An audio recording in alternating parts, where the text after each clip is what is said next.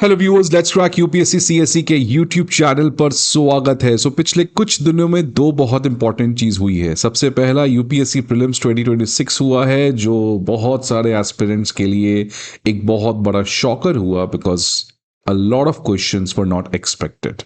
और सेकंड जो बहुत इंपॉर्टेंट डेवलपमेंट हुआ है वो US secretary of state Marco Rubio का इंडिया विजिट और क्वाड की फॉरेन मिनिस्टर मीटिंग जो लगभग 1.5 साल के बाद हुई है। ये बहुत ही इंपॉर्टेंट मीटिंग हुई है क्वाड फॉरेन मिनिस्टर्स के लिए, because a lot of people were questioning that whether quad is again dead. लेकिन क्वाड के फॉरेन मिनिस्टर की मीटिंग हुई और कुछ डिलीवरेबल आउटकम्स जैसे क्रिटिकल मिनरल पार्टनरशिप को लेकर इस समझौता इस मीटिंग की आउटकम निकल कर आई, विच क्लियरली शोज कि ऑल्दो क्वाड का फोकस इस समय थोड़ा डिस्ट्रैक्टेड है, because US wants not to fight China rather to live with China, जिसकी वजह से क्वाड को जियोपॉलिटिक्स लेवरेज की तरह कम यूज करके एक economic partnership, humanitarian partnership, positive constructive partnership rather than balancing China के लेंस से एक शिफ्ट करने का प्रयास किया गया। बट ऑल्दो यस, क्वाड जो है उसकी बैठक हुई और कुछ आउटकम्स निकल कर आए that clearly shows that quad is a entity which is going to be there. लेकिन इन सभी चीजों के बीच कुछ और भी इंडिया यहां पे करते हुए नजर आ रहा है, क्योंकि आर्मेनिया और इंडिया इनके बीच में काफी कुछ चल रहा है। ये बहुत ही इंटरेस्टिंग डेवलपमेंट है, because when it comes to Armenia and India and if they are coming together, that is clearly a message to three unholy alliance, three countries who has always went ahead to do all the things which affect India, which is Azerbaijan, Pakistan, Turkey। तो Armenia India से लेकर जब भी कोई development आता है तो एक क्लियर कट यहां पर मैसेज दिया जाता है इस अलायंस को, जो अजरबैजान, पाकिस्तान और टर्की के बीच में कई समय से चला आ रहा है। आप देख सकते हैं अब खबर क्या आ रही है कि अर्मेनिया जो है वो इंडिया के साथ अपने डिफेंस रिलेशनशिप को और स्ट्रॉन्ग करना चाहता है, because of the growing threat of Azerbaijan. आपको पता ही है अर्मेनिया और अजरबैजान के बीच में बॉर्डर डिस्प्यूट है, और अजरबैजान का जो सबसे बड़ा सपोर्टर है वो है पाकिस्तान और टर्की। और पाकिस्तान और टर्की जो है वो अजरबैजान को जो सपोर्ट कर रहे थे उसको रिसेंट टाइम्स में काफ़ी सिग्निफिकेंटली एनहांस किए हैं, which creates problem for Armenia. और अर्मेनिया जो हमेशा से रशिया के ऊपर काफी रिलाई करता था, Russia has been the major defence supplier to Armenia, लेकिन आज because of Russia's own engagement in the Ukraine war, आज वो कमिटमेंट रशिया की तरफ से अर्मेनिया को नहीं मिल पा रहा है जो मिलना चाहिए था। और इसीलिए अर्मेनिया जो है वो अब रशिया से डाइवर्सिफाई करके इंडिया के साथ एक स्ट्रॉन्ग डिफेंस रिलेशनशिप बनाना चाहता है। और इसी चीज की खबर यहां पे आ रही है कि $2 बिलियन का जो एक डिफेंस डील है वो अर्मेनिया इंडिया के साथ जल्द ही साइन कर सकता है, क्योंकि इस समय अर्मेनिया का एक आर्मी डेलीगेशन जो है, जिसमें अर्मेनिया के तमाम सीनियर रैंकिंग ऑफिशियल्स हैं, वो इंडिया आ चुके हैं और school of artillery in Maharashtra Nashik district में इस समय विजिट कर रहे हैं। और प्रोबेबली इस पर्टिकुलर डेलीगेशन का जब इंडिया के डेलीगेशन से बातचीत होगा तो खबर ये आ रही है कि $2 बिलियन का एक डिफेंस डील अर्मेनिया और इंडिया के बीच में हो सकता है। थोड़ा सा आप ज्योग्राफी समझें।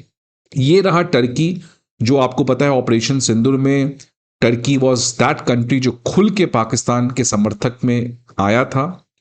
अब टर्की को कैसे हम ट्रैप कर रहे हैं, टर्की को कैसे हम जिस तरीके का स्ट्रैटेजी टर्की इंडिया के लिए अडॉप्ट कर रहा है, इंडिया क्या स्ट्रैटेजी टर्की के अगेंस्ट अडॉप्ट कर रहा है। तो देखिए, इंडिया ने ग्रीस के साथ रिलेशनशिप कर रहा है, इधर साइप्रस के साथ रिलेशनशिप कर रहा है, और इधर अर्मेनिया के साथ रिलेशनशिप कर रहा है।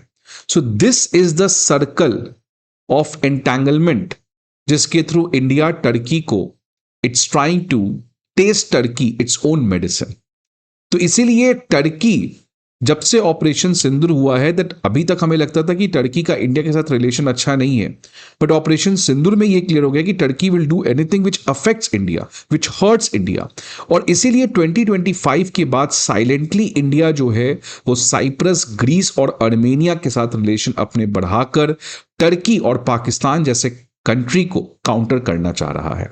2026 में इंडिया और अर्मेनिया के बीच में कई सारे बातचीत हुए। आप देख सकते हैं लेट लास्ट मंथ अर्मेनिया के first deputy minister of defence and the chief of general staff वो इंडिया आए, जहां पर वो इंडिया के CDS, chief of army staff, air chief marshal और डिफेंस सेक्रेटरी के साथ एक हाई लेवल टॉक किए।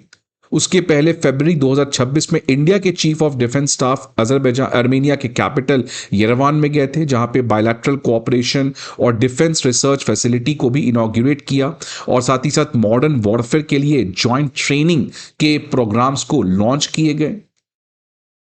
2025 में ऑपरेशन सिंदूर के बाद जब क्लियर था कि अजरबैजान और टर्की जैसे कंट्री को काउंटर करना है, इंडिया ने फास्ट ट्रैक कर दिया सुकोई 30 MKI डील विद अर्मेनिया। और इनफैक्ट अगर आप देखेंगे तो अर्मेनिया इस समय भारत का सबसे बड़ा डिफेंस एक्सपोर्ट डेस्टिनेशन भी बना है। ये मैंने बात किया 2022 के बाद जब रशिया यूक्रेन का वॉर स्टार्ट हुआ और रशिया अर्मेनिया में वो डिफेंस एक्सपोर्ट नहीं कर पाया, तो Armenia have started look for India. और आप देख सकते हैं इंडिया की जो फाइनेंस मिनिस्ट्री की रिपोर्ट है उसमें यह कहा गया कि Armenia has become the largest importer of weapons from India after concluding deals on the purchase of Pinaka multiple launch rocket system and Akash anti craft system. और इनफैक्ट अगर आप 2024-25 का डेटा देखें तो अर्मेनिया ने भारत से लगभग $600 मिलियन का वेपन परचेस करके Armenia has become India's largest defence export destination. So ये क्लियरली दिखता है कि 2025 के बाद से लेकर अभी तक इंडिया ने अर्मेनिया के साथ अपने रिलेशनशिप को काफी ज्यादा एडवांस करने का प्रयास किया है, जो पहले काफी ज्यादा लोग अर्मेनिया की बातचीत भी नहीं करते थे। और आज Armenia has become a very important strategic partner for India. And that is not only with Armenia. आपने देखा लास्ट वीक कैसे साइप्रस के प्रेसिडेंट इंडिया आए और इंडिया साइप्रस ने अपने रिलेशनशिप को अपग्रेड कर लिया स्ट्रेटेजिक पार्टनरशिप में। और क्या लैंडमार्क विजिट था। अब साइप्रस की भी कहानी आप जानते होंगे। साइप्रस जो है वो 2 एरिया में बटा हुआ है।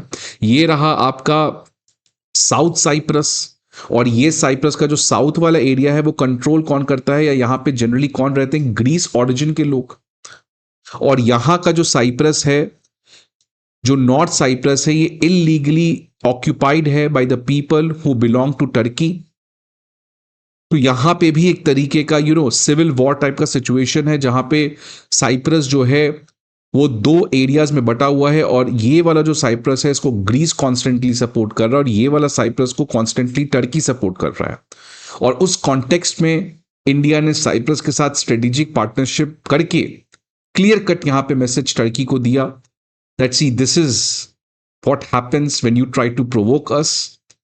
Last year when Prime Minister Modi went to Cyprus, आपने देखा कैसे साइप्रस के प्रेसिडेंट ने कहा दैट इंडिया और साइप्रस की जो पार्टनरशिप है it's a strategic partnership with no limits. तो मैं क्यों ये फोकस कर रहा हूं, बिकॉज इंडिया के फॉरेन पॉलिसी के रडार में हम लोग हमेशा ऑब्सेस्ड थे, America, Russia, China, Pakistan, but we never thought about these countries. और ये कंट्री जो है बहुत इंपॉर्टेंट कंट्री है। इंडिया की हमेशा से ये प्रॉब्लम रही है फॉरेन पॉलिसी में कि हम लोग ग्रेट पावर से ऑब्सेस्ड होते हैं। कल मैं एक डेटा पढ़ रहा था कि इंडिया जो है वो नीदरलैंड्स को ज्यादा एक्सपोर्ट करता है as compare to China plus Russia combined.